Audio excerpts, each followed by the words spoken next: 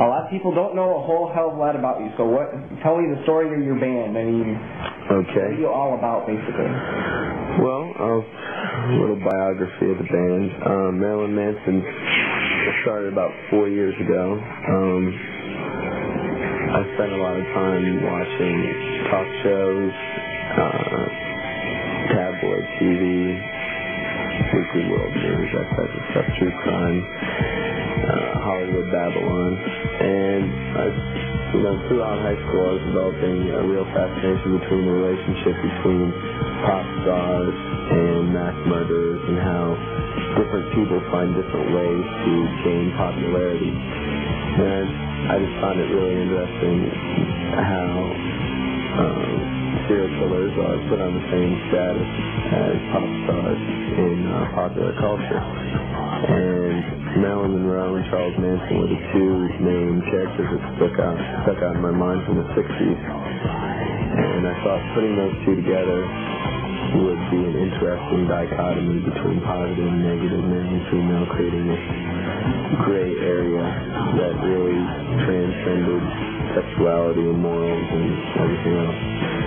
So, putting those two together, that was a name that I wanted to represent myself with, something that would reflect what I was writing about lyrically. And I met our guitar player, who took on the identity of Daisy Berkowitz, and we began writing songs together, and that was the birth of Marilyn Manson about 4 years ago.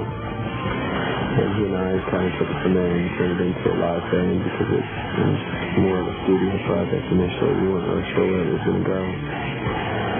And from there, the rest of the band members followed suit by taking on names of popular female icons of serial killers, Daisy Berkowitz on guitar, Madonna Wayne Gacy on keyboards, Sarah Lee Lucas on drums, and Twiggy Ramirez play bass. And in choosing those names, there's two levels to that. In one way, we were making a mockery of the fact that the entertainment industry is so fake, and that even Marilyn Monroe wasn't her real name. Of course, her real name was Norma Jean. So we're mocking that in one sense. It's kind of my sarcastic jab at society. And on another level, it's kind of coming into a new belief, as in like a lot of religions and cults, people often take on new identities to signify their change in lifestyle. And I think, we were all moving into a new lifestyle, or at least formally accepting this lifestyle that we, had always wanted to be a part of. And so we took on new identities.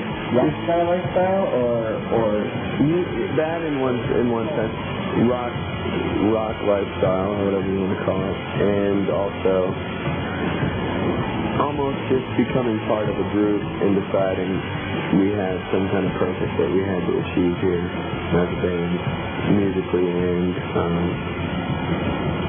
as far as our voice, what we were trying to sound. You mentioned the cult stuff. Is that your words are, and your lyrics, I should say, I don't want to say anti-God, but more anti-organized religion. Am I wrong or right? How do you feel? Where's your spiritual side of the band? Well, we're very anti-religion, anti-anything. I'm very anti-culture. I'm very much against. I find that anyone who fits into a stereotype assumes a certain weakness by being that stereotype, and that can go into any sex, race, or anything. We're trying to be not so much multicultural, but non-cultural, creating our own sort of culture. And with religion, I went to a private Christian school as a kid up until 10th grade, and so I got a full dose of Christianity, and it gave me a perspective on where I'm at now. And about 10th grade, when I got kicked out because I was stealing money out of girls' purses during prayer, which was my poetic justice, I thought, in a weird kind of way. I started looking into other avenues of belief, and trying to discover what was going on other than what I had been, the fear that I was force-fed, be good or you're going to go to hell and all that. So I really wouldn't be able to pigeonhole any of my beliefs except to say that believe that people, make their own destiny, and heaven and hell is what you make for yourself on earth. And if you believe that you want to do something, then you can do it. So it's just a matter of all the power of the mind, I think, Somehow there's some relationship between that and nature, and I'm sure that there's some kind of supernatural that's not that easy to define by giving it a name, so